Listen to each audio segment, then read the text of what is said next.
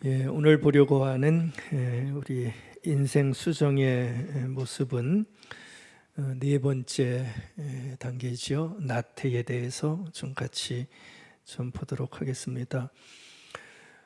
다른 말로 하면 게으름이라고 할 수 있겠죠. 어떤 해야 할 일이 있습니다. 근데 하지를 않습니다. 한 번만 그런 게 아니고 습관적으로 그렇게 합니다. 우린 그럴 때 게으르다라고 보통 말을 하고 있습니다. 한 번 더 말씀드릴까요? 해야 할 일이 있습니다. 근데 이상하게 하지를 않습니다. 한 번만 그러면 좋겠지만 습관적으로 계속해서 그렇게 합니다. 이런 모습을 게으르다라고 얘기를 하고 있다는 것이죠. 글쎄요, 본인만 빼고 이런 모습이 계속되면 좋아할 사람은 아마 없을 것 같습니다. 제가 사진을 2장 들고 나왔는데요. 먼저 한 장 보여주시겠어요? 우리 남자들 모습인데 익숙한 모습입니까? 아니면 낯선 모습입니까? 잘못하면 우리 남자들에게서 늘 나올 수 있는 그런 모습이죠. 글쎄요, 피곤할 때 주말에, 그렇죠? 주말에 가끔 저러면 뭐 누가 뭐라 그러겠습니까? 이해가 가지만 한두 번이 아니고요. 만약에 맨날 저런 모습을 보인다면 좀 문제가 아마 있다는 것을 우리는 알 수가 있지요. 한 장 더 보겠습니다. 저것도 좀 익숙한 모습입니까? 접시가 잔뜩 쌓여 있습니다. 한 끼 접시양 같지는 않아요. 보기 좋으십니까? 그렇게 보기 좋은 모습 아니죠. 저 집의 설거지 담당이 누구인지는 모르겠지만 저것도 마찬가지입니다. 자주 저러면, 저런 모습이 자주 있게 되어지면 뭔가에 문제가 있는 것으로 우리는 볼 수밖에 없겠지요. 글쎄요, 요즘은 참 바쁘게 살아가고 있기 때문에 이 바쁜 생활에 대한 어떤 반작용 때문에 이 게으름에 대한 평가가 조금은 넉넉해진 게 사실입니다. 얼마나 피곤하겠느냐 그러면서 조금은 봐주는 그런 모습이 많아진 거죠. 그래서 게으름을 예찬하는 사람들도 많이 생겨나고 있습니다. 그리고 게으름을 주장하는 분들이 꽤 많아진 것을 볼 수가 있습니다. 이해가 가는 주장들입니다. 얼마나 힘들게 살면 저렇게 좀 넉넉하자라고 얘기를 하겠습니까? 그럼에도 우리는 좀 구분할 필요는 있습니다. 게으름과 쉼은 다르다고 하는 거, 그렇죠? 쉼에 대한 욕구가 있더라도 게으름과 쉼은 분명히 구분해야 되는 상황이라는 것은 우리가 알고 있어야 됩니다. 게으름은 게으른 것이지요. 쉼이 아니고 그건 안식이 아닙니다. 쉼은 필요하지만 나태와 게으름은 굉장히 조심해야 되는 우리의 삶의 모습이 될 수 있습니다. 우리가 게으름을 자꾸 경계하는 이유는 아주 분명하지 않습니까? 속담에 이런 게 있습니다. 누운 나무에 열매가 안 열린다. 누운 나무에 열매가 안 열린다라는 속담이 있는 것처럼 우리 사람도요, 수시로 옆으로 드러눕게 되어지면 글쎄요, 좋은 결과가 아마 생길 수 없기에 게으름에 대한 경계를 우리는 하지 않을 수가 없는 거겠죠. 성경 몇 구절 제가 한번 읽어드리겠습니다. 전도서 10장 18절 말씀입니다. 게으르면 들보가 내려앉고 손 놀리기 싫어하면 지붕이 샌다. 집안이 망한다는 얘기입니다. 뭐 때문에요? 집안에 누군가가 게으르면 집안이 내려앉는다라고 하는 것을 빗대어서 저렇게 지혜자가 표현해 주고 있습니다. 잠언서 19장 15절 게으름이 사람으로 깊이 잠들게 하나니 태만한 사람은 줄일 것이다. 이런 얘기도 하고요. 잠언 19장 24절 게으른 자는 자기의 손을 그릇에 넣고서도 입으로 올리기를 괴로워한다. 이런 말씀이 있습니다. 이것 말고도 게으름에 대한 비유가 잠언에 보면 굉장히 많이 나오는 것 우리가 볼 수가 있어요. 여러분들 저 세 구절만 봐도 게으름이 만들어내는 참사가 그렇게 만만치 않다는 것 우리는 알 수가 있습니다. 비유들이 참 실감나는 비유로 우리에게 얘기를 해주고 있잖아요. 게으르면 집이 망하고 게으르면 깊이 잠든다는 얘기입니다. 이게 무슨 얘기지요? 비몽사몽 판단도 하지 못하고 정신 못 차리는 삶을 살 수밖에 없다는 거예요. 그리고 그 마지막 한 숟가락 그거 들어서 탁 준비 열심히 해놓은 거 그럼 먹으면 얼마나 좋습니까? 근데 그 게을러 가지고 그거 올리기 싫어 가지고 비웁니다. 그래서 준비한 좋은 것들 다 허무하게 만드는 것이 이 게으름의 모습 속에는 있다라는 것을 이렇게 보여주고 있습니다. 근데 더 재밌는 거는 그렇게 게으른 사람들이요 좀 고집이 있다고 성경은 얘기합니다. 그렇게 게으르면서도 자기의 잘못을 인정하지 않는 고집스러움이 게으른 사람들에게는 있다. 잠언의 기자가 분명히 짚어줍니다. 잠언서 26장 16절 써왔죠? 제가 읽어드립니다. 게으른 자는 그 다음이요 사리에 맞게 대답하는 사람 7보다 자그만치 7사람입니다. 당신이 틀렸어 라고 얘기하는 사람이 7사람이라는 얘기입니다. 근데도 이 게으른 사람은 뭐라고 주장합니까? 자기를 지혜롭게 여긴다. 그렇죠? 그러니까 아무리 사리에 맞게 얘기하는 지혜로운 사람 7이 얘기해도요. 자기가 맞다는 거예요. 자기는 절대 틀리지 않다라고 고집 피우는 사람의 고집스러움이 자기가 게으르면서도 그렇게 고집을 피운다는 얘기죠. 잘못을 인정할 능력도 없고요. 겸손도 가지고 있지 않다. 저는 이러한 구절의 말씀이 참 실감나게 와닿습니다. 적반하장이지요. 마치 배짱이가 개미한테 큰 소리 치는 것과 뭐가 다릅습니까? 뭐하러 그렇게 열심히 일하냐? 좀 쉬자. 오히려 더 큰 소리 치는 이 배짱의 모습이 잠언서 26장에 보면 이 게으른 자의 고집스러운 고집 속에 그대로 드러난다는 것을 얘기를 해주고 있죠. 오늘 본문 6장 10절에서도 얘기하는 게 바로 그 얘기 아닙니까? 게으른 자가 얘기합니다. 좀 더 자자. 뭐 이렇게 열심히 일하니? 좀 더 졸자. 좀 더 눕자. 이게 게으른 자가 말하는 주장이라는 얘기입니다. 오늘 본문의 배경은 농경사회입니다. 농경사회는 함께 일하고 함께 땀 흘려야 생존할 수 있는 그러니까 정말 몸을 놀리지 않으면 안 되는 그러한 사회가 농경사회지요. 그러니까 게으르면 안 되는 사회의 배경을 깔고 나온 지혜자의 권고라는 것을 꼭 보셔야 됩니다.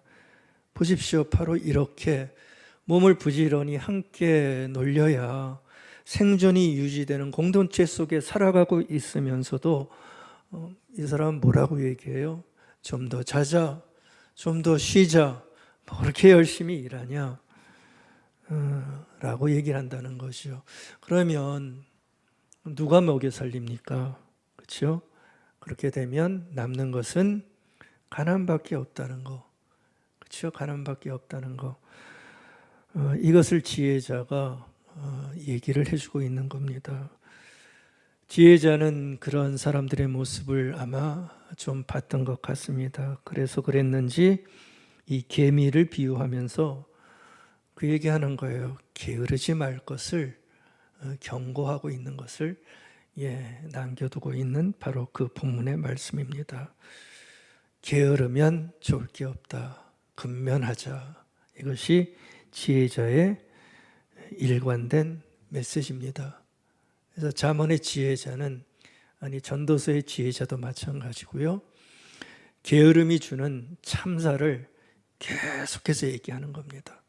그러면서 제발 고집피지 말아라. 네가 게으르면서도 네가 옳다라고 얘기하지 말아라. 그건 잘못된 거다.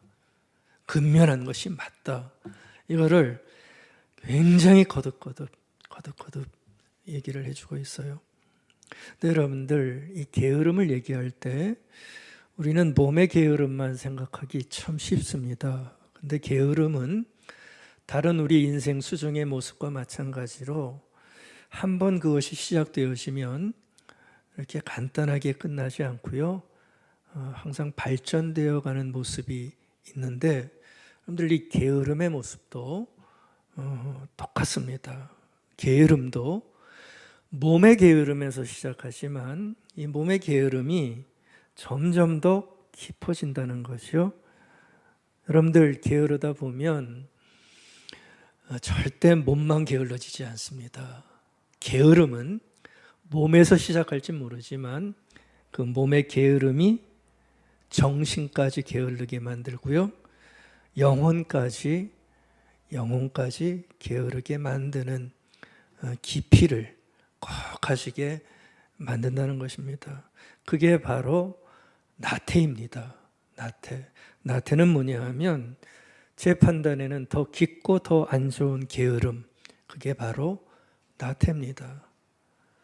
육체적인 게으름을, 육체적인 이런 것들 게으름이라고 얘기한다면 거기서 파생되어진 정신과 영혼의 게으름이 나태가 되어지고 그 나태가 우리에게 불러들이는 참사는 몸이 게으른 참사 이상으로 굉장히 아픈 것들을 만들어낸다는 것이죠. 그래서 7가지 정말 치명적인 죄를 얘기할 때 이 나태를 우리 신앙의 선조들은 갖다가 넣었던 것 같습니다. 여러분들 이 나태라는 단어 오늘 아침에 조금 깊게 들어주시기 바랍니다. 이 나태는 헬라어로 얘기할 때 아케디아라는 단어를 씁니다. 제가 이 단어를 쓰는 것은 나태의 성격을 정확하게 얘기해 주고 있기 때문에 소개해 드리는 겁니다. 헬라어로 아케디아라는 단어를 쓰는데 이게 두 단어가 합성된 거예요. 아와 케도스라는 단어입니다. 헬라어의 아는 없다라는 뜻을 가지고 있어요. 영어로 without이죠. 그리고 케도스는 관심이라는 뜻을 가지고 있습니다. 그러니까 합하면 무슨 뜻이 되겠죠? 관심이 없다. 그게 뭐라고요? 그게 나태라는 얘기입니다. 그러니까 나태의 성격을 이 한 단어 속에 굉장히 잘 담고 있는 거죠. 여러분들 나태는 다른 게 아닙니다. 도무지 관심이 없는 거예요. 관심이 없는 거예요. 여러분들 관심이 없다는 것은 굉장히 무서운 말 아닙니까? 여러분들 살아갈 때 뭔가에 관심이 없다. 살아갈 수 있습니까? 관심이 없다는 말은 그래서 굉장히 위험한 말이 된다는 얘기죠. 관심이 없으면 어떻게 되죠? 의욕이 없어질 거예요. 관심이 없는데 무슨 의욕이 생기겠어요? 다 똑같죠. 사람은 관심이 있을 때 뭔가에 의욕이 생기는 사람들인데 관심이 없으면 의욕도 없어지고요. 뭐든지 다 지루한 거예요. 이게 관심이 없는 사람들의 특징입니다. 다 지루하고요. 재미가 없는 거죠. 관심이 없다는 것은 생각이 없다는 거예요. 제가 옆에 쭉 써놨죠. 상자 안에 생각이 없다는 거예요. 생각이 없을 때 사람은 냉소하게 되고요, 우울하게 되고요, 굉장히 무기력하고 감각이 없어요. 좋은지 싫은지 이런 감각조차 하지 않아요. 무슨 상태인가요? 완전히 죽어 있는 것 같은 시체 비슷한 상태에 처해 있는 것. 여러분들, 이거를 나태로 본 겁니다. 관심이 없다. 관심이 없다. 이 나태가 만들어내는 저런 참사들은 보십시오. 정신적인 문제고요, 영적인 상태 속으로 우리를 이끌어 간다는 것, 우리가 여기서 볼 수가 있습니다. 도로시 세이어즈라고 하는 아주 유명한 여성 작가가 있습니다. 영국의 시인이고 작가였는데, 이분이 나태에 대해서 정의 내린 게 굉장히 유명한 정의가 있어요. 이분은 나태를 이렇게 정의를 했습니다. 굉장히 짧은 정의를 내려줬어요. 나태가 뭐냐? 제가 지금까지 얘기한 그대로 다 들어있어요. 아무것도 믿지 않고, 그렇지? 아무것도 믿지 않고, 아무것도 관심이 없고, 아무것도 알려고 하지 않고, 아무것도 간섭하지 않고, 아무것도 즐기지 않고, 아무것도 사랑하지 않고, 아무것도 미워하지 않고, 아무 것에서도 목적을 찾지 않고, 그 무엇을 위해서도 살지 않고, 위에서 죽을 것이 없다는 그 이유 때문에 살아있는, 그래서 이 사람은 이걸 죄의 모습으로 본 거예요. 그게 바로 나태다, 이렇게 얘기를 했습니다. 여러분들, 만약에요, 여러분들 옆에 있는 누군가가 저런 모습을 가지고 산다고 생각해 보십시오. 아니, 여러분의 아내 중에 한 사람이, 여러분의 남편 중에 한 사람이 만약에 저렇게 산다고 생각해 보십시오. 어떻게 해요? 아무것도 믿지 않아요. 아무것도 관심이 없어요. 아무것도 알려고 하지 않아요. 아무것도 사랑하지 않으려고 해요. 아무것도 미워하지 않아요. 목적도 하나도 없어요. 옆에서 보는데 만약 그렇게 산다 생각해 보십시오. 끔찍한 거 아닙니까? 그렇죠? 끔찍한 거예요. 이거는 소름 끼친 모습입니다.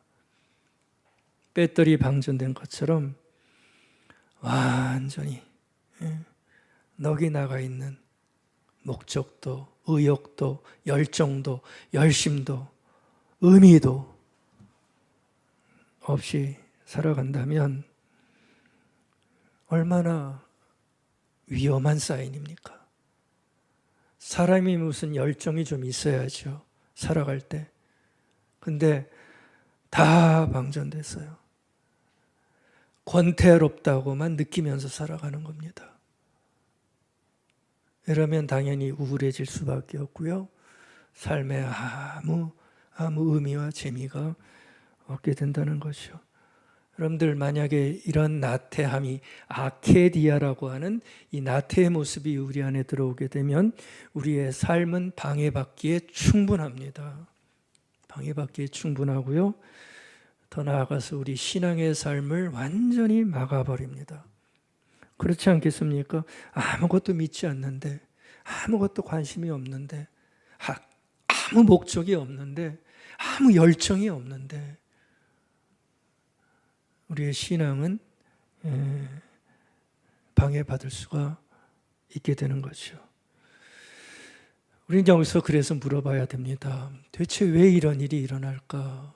그렇죠? 왜 이런 일이 일어날까? 아니, 혹시 이런 모습이 자신에게 조금이라도 사인으로 온다는 느낌이 있으면 더 깊이 물어보셔야 됩니다. 왜 이렇게 됐지? 내가 왜 이렇게 됐지? 물어보셔야 돼요. 그렇죠? 글쎄요, 많은 얘기 다 드릴 수 없습니다.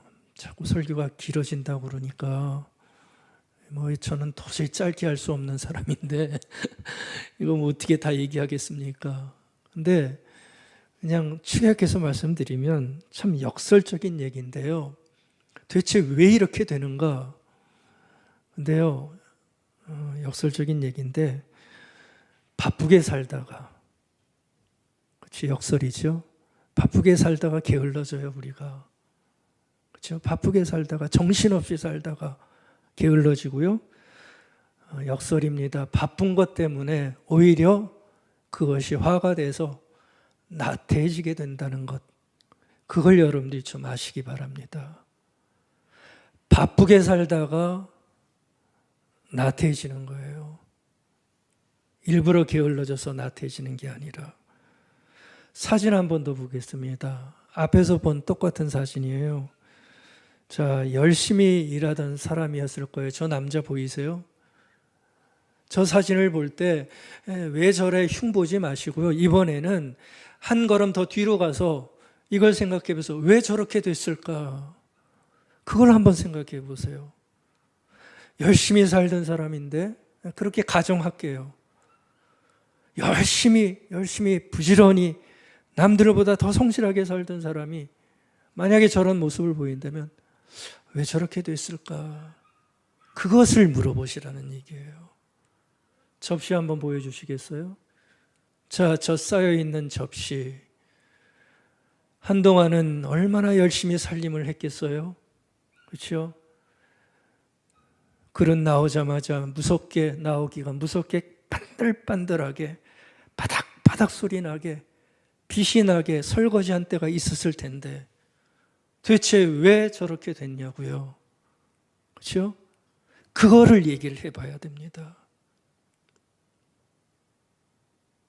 설거지 안 한 거 흉을 보는 게 아니라 저렇게 침대에 초점 흐린 눈으로 뻗어있는 남편의 모습을 흉보는 게 아니라 왜 저렇게 됐을까? 왜냐하면 저게 다 우리의 가능성이 있는 모습이 될 수 있기 때문에 묻자는 얘기입니다. 항상 게을러서 저렇게 됐을까? 저는 그렇다고 보고 싶지는 않습니다. 여러분들 한번 생각해 보십시오. 열심히 일하던 사람이 왜 저렇게 뻗어서 아무 의미 없이 생각 없이 열의 없이 열정 없이 목적 없이 우울하게 권태롭게 저렇게 쭉 죄송합니다 뻗어 있냐고요. 왜 저렇게 됐냐고요. 혹시 너무 속상해서 그런 건 아닐까요? 열심히 일하다가 큰 좌절에 빠져서 그런 건 아닐까요? 뭔가 큰 실망 때문에 저렇게 된 건 아닐까요? 그럴 수 있나요? 없나요? 그럴 수 있죠. 충분히 그럴 수 있어요. 부지런히 안 산 걸 얘기를 하는 게 아니라 너무 부지런히 살다가 너무 열심히 일하다가 뭔가를 했는데 결과를 보니까 너무 실망스러운 거예요. 자기 뜻대로 된 게 너무나 없는 거예요. 그러면 돌아온 결과가 실망이고 낙심이고 낙담이라면 남편이 됐든 부인이 됐든 글쎄요, 저런 모습을 아마 우리는 충분히 보일 수 있다는 생각할 수가 있습니다. 어쩌면 저런 입장에 처한 모든 이들이 처한 모습이 아마 저 모습일 것 같아요. 여러분들, 사람이 사는 사회에는 사회마다 뭔가 선호하고 추구하는 게 분명히 있습니다. 사회마다 강조하는 뭔가가 있다는 거죠. 우리 한국 사회도 마찬가지입니다. 지금 시대를 살아가는 우리 한국 사회의 사람들도 뭔가 선호하는 게 있어요. 그 선호하는 게 여러분들은 뭔지 아세요? 제 얘기가 아니고요. 세계 가치관 조사라는 아주 공인된 정평이 있는 연구가 있습니다. 거기에서 한국에 대한 조사를 늘 합니다. 근데 그 조사에 보면 한국 사회에는 두 가지 한국 사람들이 지금 선호하는 그 모습이 있다는 것을 그 사람들이 얘기를 하는 게 있어요. 두 가지가 대세라는 겁니다. 두 가지가 뭐냐면 하나는 출세는 굉장히 여러 가지 의미를 함축하고 있죠. 뭔가 사회에서 성공하는 것도 다 출세고요. 하나가 출세. 왜냐하면 그래야 산다는 생각이 있으니까. 그게 한국 사회의 대세라고 하는 얘기입니다. 그 두 번째는 물질. 여러분들, 이 두 가지가 지금 사회를 살아가는 한국 사람들의 대표적인 인간의 유형이라는 것이요. 출세를 지향하고 물질적 가치를 지향하는 사람들이 압도적으로 많은 사회가 우리 한국 사회라는 얘기입니다. 저는 절대 부정하고 싶지 않습니다. 다는 아닙니다. 다는 아닌데 저런 인간 유형의 가치관을 가진 사람들이 대세라는 얘기입니다. 출세를 지향하고 물질적인 가치를 지향하는 사람들. 이게 많은 이들이 살아가는 삶의 방식이라는 거죠. 쉽게 얘기하면 이 둘을 위해서 치열하게 싸워대는 동네가 우리 한국이라는 동네라는 얘기입니다. 돈을 위해서 그리고 출세를 위해서 치열하게 싸워대는 것, 경쟁이지요. 여러분들 바로 여기에서 문제가 생기는 겁니다. 여러분들 이 두 가지는 치열하면 치열할수록 승자와 패자가 굉장히 깊게 갈려지지 않습니까? 경쟁이 있는 모든 곳에서는 승자가 있게 마련이고 패자가 있게 마련입니다. 그리고 그 경쟁이 심하면 심할수록 패자의 상처는 더 깊은 거고 승자의 우쭐함은 더 높을 수밖에 없는 겁니다. 그렇다면 여러분들 이 출세와 돈을 위해 치열하게 싸우는 이 우리 사회에는 패자와 승자가 가리는 이 엄청난 전쟁 속에서 굉장히 많은 아픔이 배겨나온다는 거예요. 패자는 어떨까요? 생각해 보십시오. 패자는 어떤 마음이 들까요? 낙심할 수밖에 없고요. 깊은 좌절 속에 살아갈 수밖에 없는 것이 패자의 어쩔 수 없는 모습입니다. 여러분들은 그 맛을 아십니까? 아니, 그 느낌을 아십니까? 굉장한 좌절과 실망과 아픔이 그 치열하게 싸우는 전쟁에서 승리하지 못한 사람들이 가지는 모습을 가지게 되는 거죠. 승자는 어떨까요? 승자 신날까요? 신나겠죠. 그러나 잘 보시면 잠깐입니다. 승리한 그 순간부터 불안에 빠지는 것이 우리 사회의 특징입니다. 한번 삐끗하면 나락으로 떨어지는 것, 그 사람들이 너무나 다 잘 알고 있습니다. 그래서 여러분들 패자와 승자 둘 다, 그러니까 뭐 대부분의 사람들이겠죠. 이 두 사람 다에게서 우리는 그런 걸 볼 수가 있습니다. 패자에게서도 패했기 때문에 나태해질 수 있는 가능성을 볼 수 있게 되고요. 왜? 패했으니까. 왜 이것밖에 못했느냐 하는 좌절감. 그래서 침대 생각나세요? 쭉 뻗어 있는 거예요. 패한 사람은 그렇게 될 가능성이 있어요. 그러나 승자도 그렇게 될 가능성이 있어요. 열심히 해서 뭔가를 이룬 것 같았는데 좀 지나 보니까 공허한 거예요. 내가 이러려고 이렇게 애썼나? 이러려고 그렇게 못되게 굴었나? 사람들을 그렇게 힘들게 했나? 물론 자각 있는 사람들만 그런 생각하겠죠. 여러분들 승자도 공허해지고 허무해질 수 있어요. 싸움이 깊어지면 깊어질수록. 그래서 여러분들 우리는 제가 말씀드린 요지는 그겁니다. 나태를 지금 말씀드리잖아요.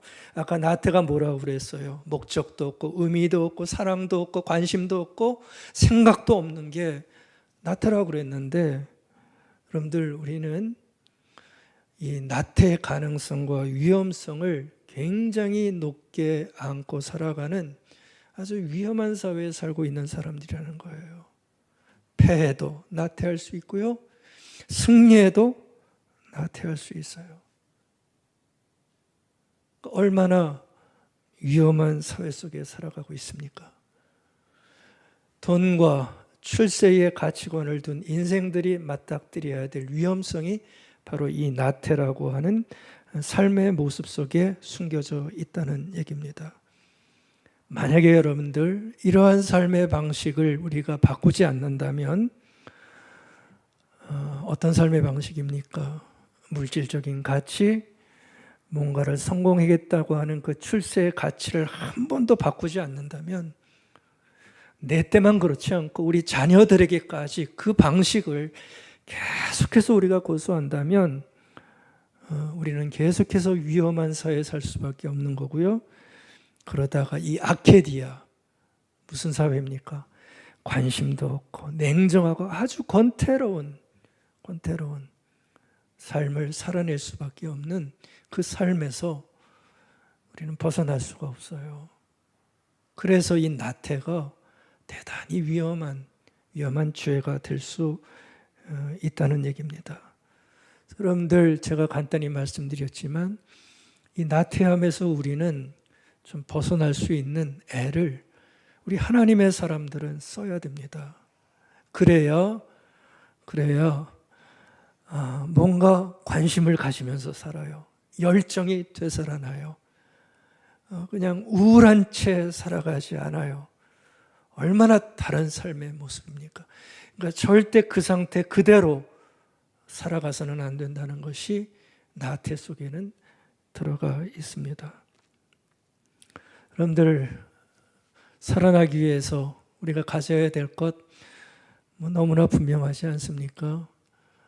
반대로만 하면 되겠죠. 여러분들, 두 가지가 꼭 그래서 필요한 것 같아요. 우리가 나태에서 벗어나기 위해서는 삶의 환희, 기쁨보다 더 벅찬 단어를 쓰겠습니다. 여러분들의 삶에서 이 나태의 삶에서 벗어나려면 삶의 환희가 좀 회복되어져야 되고요. 또 하나, 삶의 보람이 우리 안에 만들어져야 됩니다.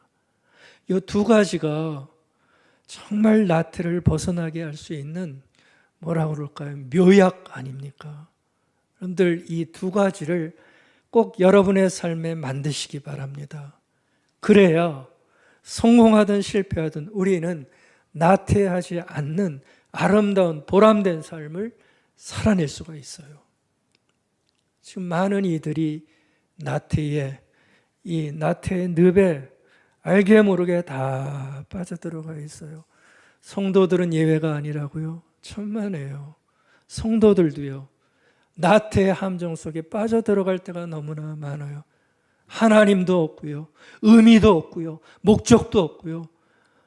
그저 똑같이 출세, 물질적 가치관에 딱 고정되어 있다 보니까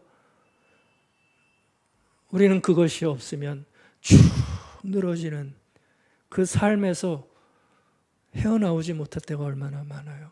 여러분들, 이 나태는 굉장히 중요한 삶의 모습이라는 것 우리가 볼 수 있어야 됩니다. 나태가 우리에게 우울과 무기력을 가져다 준다면 그 나태를 회복하고 치료하기 위해서는 뭐가 필요하겠어요? 삶의 환희가 필요하겠죠. 여러분들, 삶의 환희가 내 안에 생길 때 우리는 그 무기력한 열정 없는, 열이 없는, 그냥 살 수밖에 없어서 꾸역꾸역 살아가는 그 삶에서 벗어나 좀 활기찬 인생으로 회복될 수가 있는 겁니다. 삶의 환희. 이거를 여러분들 만드시고 발견하시고 꼭 가지시기 바랍니다. 굉장히 필요한 삶의 모습이에요. 삶의 환희가 들어올 때만이 나태의 무력함에서 벗어날 수 있어요. 모르겠습니다. 여러분들을 나태하게, 무기력하게, 우울하게, 의미 없게 만드는 게 뭔지는 잘 모르겠어요. 사람마다 틀리겠죠. 가정마다 틀리겠죠. 그러나 중요한 거는 거기에만 머물러 있어서는 안 된다는 얘기입니다. 바꿔야 된다는 얘기입니다. 삶의 희열을 만들어내서 그것을 바꿔내야 돼요. 그 삶은 엄청나게 다른 삶이 되겠죠. 사는 게 기쁘면 나태의 우울한 그림자는 다 사라지게 돼 있습니다. 자, 그렇다면 도대체 삶의 환희는 어디에 있는 건가요? 그게 문제겠죠. 삶의 기쁨은 여러분들 어디에서 찾으시겠어요? 그거 찾으면 환희가 올라오잖아요. 나태에서 벗어날 수 있지 않습니까? 그렇다면 삶의 기쁨은 어디에 있나요? 그거를 여러분들이 고민하시고 다시 한번 인식하시고 발견하셔야 됩니다. 도대체 나를 기쁘게 만드는 그 본질은 무엇이냐? 우리는 지금까지는 앞에서도 봤지만 출세가 기쁨을 가져다 준다고 생각했어요. 잘 되는 거, 남들한테 꿀리지 않는 거, 그게 우리의 유일한 기쁨 아니었나요? 그렇죠? 물질적인 어떤 것이 생겨나면 우리는 기뻐했어요. 그래서 그게 있으면 우리는 한없이 기뻐해요. 근데 그것만 없으면 우리는 축 처져요. 그래서 기쁨은 하나도 없어요. 우리는 지금까지 이 돈과 출세, 여기에 기쁨이 있다라고만 생각을 했잖아요. 신앙도 그것을 위주로 살았고요. 근데요, 기쁨은 거기에 있지 않다는 겁니다. 거기에 기쁨을 두면 나한테는 벗어날 수가 없어요. 여러분들은 기쁨은 어디에 있어요? 분명히 물으시고 확인하십시오. 그리고 그것을 찾아가십시오. 분명히 찾아가십시오. 안 그러면 여러분들의 인생에 주름은 한 번도 펴지지 못할 거예요. 우울에서 벗어날 수 없을 거예요.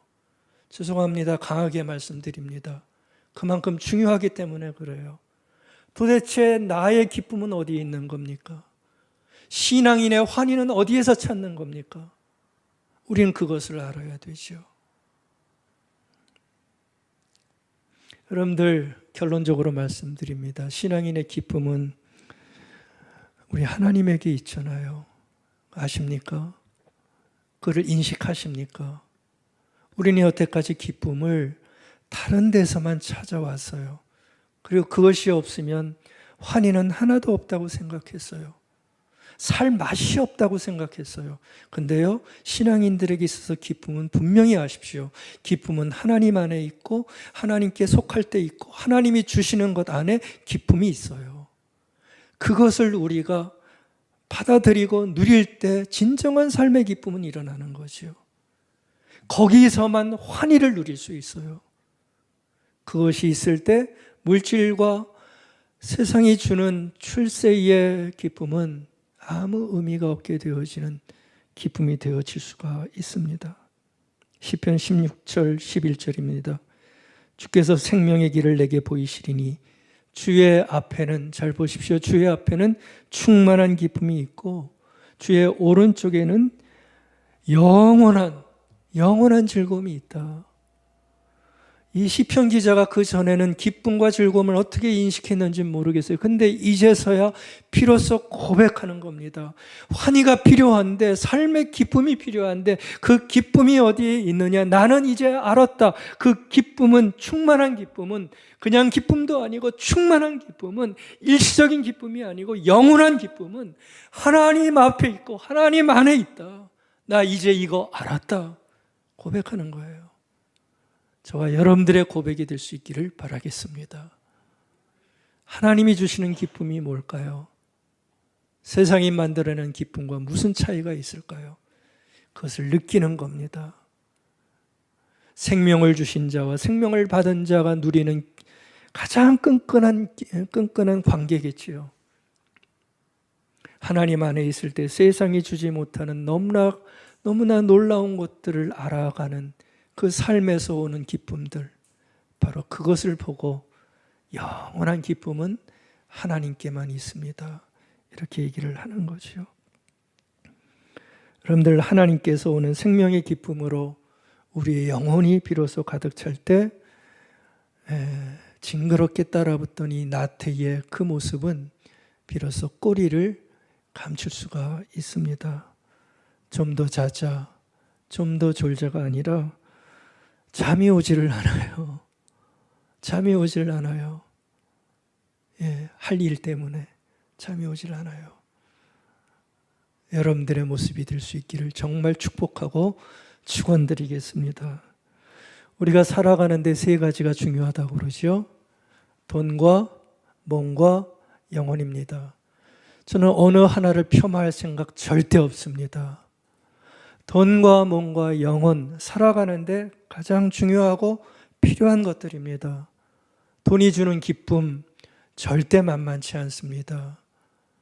저는 어렵게 사는 성도들 보면서 돈이 주는 가치를 너무나 뼈저리게 느껴요. 그러니까 제가 뭐 돈 우습게 본다, 제발 그런 소리 하지 마세요. 얼마나 돈이 우리에게 주는 가치가 귀합니까? 돈 없이는 지금은 살 수 없는 시대잖아요. 요 세 가지입니다. 돈, 몸, 영혼. 근데요, 요 세 가지가 다 중요한데도 요 세 가지 중에서 더 중요한 게 있어요, 없어요? 생각해 보십시오. 있어요, 없어요? 요 세 가지는 우열이 있다고요. 분명히 우열이 있어요. 돈이 아무리 중요해도요, 몸 한번 아파 보십시오. 아무 소용없어요. 그렇죠? 돈보다는 우리의 육체가 사실은 더 중요할 수 있어요. 근데 여러분들 몸이 건강해요. 근데 몸이 건강한데 영혼이 썩어 빠졌어요. 아무 의미 없어요. 몸 건강하다고 죄 짓고요. 타락하고요. 영혼이 병들면 아무 의미 없어요. 돈과 몸과 영혼이 있는데 여러분들은 이 셋 중에서 뭘 가장 중요하게 생각하십니까? 그것은 여러분들이 판단하셔야 됩니다. 세 가지 중에서 가장 귀한 것은 영혼입니다. 그리스도인들이 이거를 생각할 수 있어야 돼요. 그래서 돈의 기쁨도 좋고 몸이 건강한 것도 좋지만 우리의 영혼이 건강하고 영혼이 살아있을 때 우리는 나태에서 벗어날 수 있게 되는 거예요. 그러니까 여러분들 나태했다는 것은 나의 영혼이 지금 건강하지 못하다는 거예요. 그것을 회복하자는 겁니다. 어떻게 해요? 하나님께서 주시는 삶의 환희를 내가 받아서 회복시키자는 거예요. 그렇죠? 디모데전서 4장 8절에서 바울이 분명히 얘기합니다. 육체의 연단은 약간의 유익이 있으나, 그렇죠? 유익이 있죠. 그러나 경건이 뭐예요? 영혼이 중요한 줄 알아서 영혼의 삶을 추구하는 삶의 행태, 그게 경건 아닙니까? 여러분들이 강구하는 기도, 찬송, 예배 다 경건입니다. 왜 그렇게 하십니까? 영혼이 중요한 걸 아니까. 보십시오. 다시 말씀드립니다. 육체의 연단은 약간의 유익이 있으나 경건은 범사에 유익하니 금생과 내생에 약속이 있느니라. 영혼이 건강하면, 영혼이 살면 우리의 내생까지 하나님께서 책임져 주신다고 하는 놀라운 약속의 말씀을 우리에게 줬어요. 그러니까 여러분들 돈이 중요해도, 몸이 중요해도 돈보다 몸보다 중요한 게 뭐라고요? 영혼입니다. 여러분들 동의하시고 인정하십니까? 그렇다면 그렇게 사십시오. 그렇게 사십시오. 그게 중요한 거 아닙니까? 영혼이 중요하다는 것을 아는 그리스도인들이 바라보는 것은 돈밖에 없다, 몸밖에 없다. 아닙니다. 영혼이 중요하면, 영혼이 살면 우리의 삶이 살아납니다. 반드시 살아납니다. 영혼이 기쁘면 실패해도 일어날 수 있습니다. 내 영혼이 기쁘면 성공해도 오만하지 않습니다. 성공해도 겸손하여서 더 가치 있는 일을 추구하면서 살아갑니다. 영혼이 중요합니다. 영혼이 중요합니다. 우리 그리스도인들 열심히 일해야 됩니다. 정말 부지런히 살아야 됩니다. 그러나 기억하십시오. 여러분들의 일이 우상이 되게 해서는 안 됩니다. 일이 중요하고 부지런함이 중요하지만 일이 우상이 되게 하지는 마십시오. 일이 우상이 되면, 신자의 1순위가 일이 되어지면 우리의 영혼은 타격을 받을 수밖에 없습니다. 여러분들의 부지런한 일 때문에 영혼을 위해서 해야 할 일을 미룬다면 그것은 일이 여러분들의 우상이 되는 거예요. 근면을 부정하지 않지만 여러분들의 일이 절대 여러분들의 영혼을 망가뜨리는 우상이 되게 할 정도는 되지 않게 하시라는 얘기입니다. 그렇지 않으면 아주 위험한 나태에 빠지게 되어져요. 어떤 나태입니까? 목적도 없고요, 의미도 없고요, 관심도 없고요. 열정과 열의가 사라진 마지못해 살아가는 위험한 나태에 빠질 수밖에 없는 거예요. 여러분들 아무리 바쁘게 근면하게 일하시더라도요, 이 놀라운 하나님과 관계를 가지는 기도의 물을 아침마다 여러분의 영혼에 차분히 주시길 바랍니다.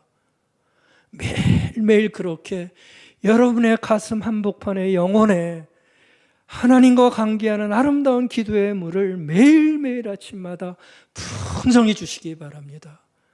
그래야 나태하지 않게 되어집니다. 매 순간마다 감사의 윤기로 여러분들의 삶을 이루어 나가시기 바랍니다. 신앙과 예배로 여러분들의 삶을 풍성하게 꼭 만들어 가시기 바랍니다. 일이 우상이 되어져서 예배를 소홀히 하는 것, 그러한 삶의 모습 속에 빠지지 마시기 바랍니다. 때마다 하나님이 기뻐하시는 하나님의 자녀라고 하는 특권을 꼭 상기시키기 바랍니다. 그럴 때 우리는 일이 우상이 아니라 나태함에서 벗어나 하나님의 자녀다운 기쁨의 삶을 살아갈 수가 있는 것이요. 그럴 때 피곤한 자에게 능력을 주시고 무능한 자에게 힘을 더하시는 하나님께서 독수리 날개치며 올라가는 힘을 우리들에게 허락하실 것입니다. 그래서 나태에서 벗어나기 위해서는 하나님께서 주시는 영혼의 가치를 알아 하나님이 주시는 삶의 환희를 내 안에서 끊임없이 만들어내는 애씀이 우리에게 필요한 거예요. 여러분들 이러한 삶을 꼭 이루셔서 삶의 환희 절대 놓치지 않기를 바라겠습니다. 그렇게 힘차질 때 우리 안에 생기는 게 있어요. 뭔가 하고 싶은 것, 뭔가 보람된 일, 그리고 자부심 넘치는 일을 하고 싶고 발견하게 되는 것입니다. 여러분들 사람은 보람된 일을 하면 신이 납니다. 그렇죠? 우리는 삶의 방향을 바꿔서 출세와 물질의 삶의 방향을 두지 말고 보람으로, 삶의 보람을 찾아서 그 보람에 삶의 가치를 줄 수 있어야 됩니다. 보람이 생기면 우리는 나태해지지 않습니다. 그러니까 여러분들 이 보람 하나씩은 꼭 가지고 살아가십시오. 자기만이 할 수 있는 보람된 일, 그걸 발견하셔서 꼭 그 일을 하십시오. 그러면 여러분 우리는 나태해서 점점 멀어질 수 있습니다. 보람을 가지면 힘이 드는데 힘이 나요. 참 이상하죠? 힘이 드는데 힘이 나요. 왜 그런 줄 아세요? 보람이 있기 때문에 그런 거예요. 여러분들에게 묻습니다. 여러분들은 지금 자신에게 어떤 보람된 일이 있으십니까? 하나라도 보람된 일이 뭐가 있습니까? 그거를 꼭 물어보십시오. 만약에 없다면 이 보람된 일 하나쯤은 꼭 만드십시오. 그러면 많은 것이 바뀌어질 수 있습니다. 보람된 일 하나는 꼭 만드십시오. 정말 부탁입니다. 뭐가 돼도 좋아요. 나이 들어도 만들 수 있고요. 내가 뭐 가진 게 없어도 보람된 일은 얼마든지 만들 수 있어요. 그 보람된 일 하나만은 만드십시오. 그러면 우리의 삶은 굉장한 활력 가운데 일어날 수가 있어요. 제가 좋아하는 말 하나 소개하고 마치겠습니다.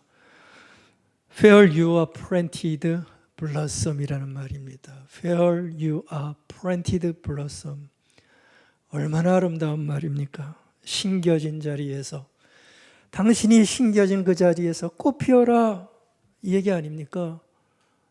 여러분들도 저런 인생 꼭 사셨으면 좋겠습니다. 여러분들이 심겨진 자리 누구나 다 있지 않습니까? 그 심겨진 자리에서 우리는 말라 비틀어지는 것이 아니라 심겨진 자리를 하나님께서 갖다 주셨다면 그 자리에서 어떻게든 꽃을 피우는 삶을 살라는 서양의 속담 같은 얘기입니다. 각자가 심겨진 자리, 삶의 자리가 있을 텐데 그 자리에서 꽃 피우라는 겁니다. 보람도 마찬가지 아닙니까? 여러분들 삶의 보람은 절대 멀리 있지 않습니다. 여러분들의 심겨진 자리에 여러분들이 발견하실 삶의 보람이 있을 것입니다. 그렇죠? 여러분들이 심겨진 자리 속에 뭔가 보람된 일이 분명히 있을 거예요. 내 삶의 언저리 가장 가까운 이들, 바로 그 가까운 곳에서 우리는 놀라운 보람된 일을 찾을 수 있고 그 일을 통해서 나도 꽃 피울 수 있는 삶을 살아낼 수가 있는 거죠. 어떻게 해요? 심겨진 자리에서, 심겨진 사람들 사이에서 기쁨과 감사를 가지고 최선을 다하고 의미를 찾아내고 거기서 사랑하고 거기서 기도하고 신뢰와 평안을 선물로 줄 수 있다면, 그래서 누군가 심겨진 자리에서 나의 모습을 보고 용기를 얻는다면 그것도 보람이고 가장 바라시는 하나님의 삶이 될 수 있을 거라는 생각을 할 수 있습니다. 꽃 피우는 겁니다. 여러분들이 심겨진 자리가 여러분의 교회라면 꽃 피우십시오. 헌신하십시오. 나이가 들어도 할 수 있잖아요. 교회 섬기는 건. 기도도 할 수 있고. 뭐가 됐든 좋습니다. 보람된 일을 찾아서 여러분들의 삶을 꽃 피우시기 바랍니다. 그럴 때 우리의 삶에 복병처럼 독처럼 숨겨져 있어서 우리를 무너뜨리는 이 나태의 죄, 열정 없이, 열의 없이, 아무 관심 없이 냉소적으로 살아가는 삶에서 벗어나 우리는 꽃 피우는 인생을 살아갈 수 있을 것입니다. 그럴 때 죽은 나사로가 살아나듯 우리의 영혼과 삶도 살아날 수 있겠죠. 여러분들, 나태는 반드시 고쳐야 되는 삶의 모습입니다. 하나님께 주시는 삶의 환희와 보람으로 나태에서 벗어나는 놀라운 은혜가 정말 여러분들의 인생 가운데 있기를 간절히 바라겠습니다. 아멘.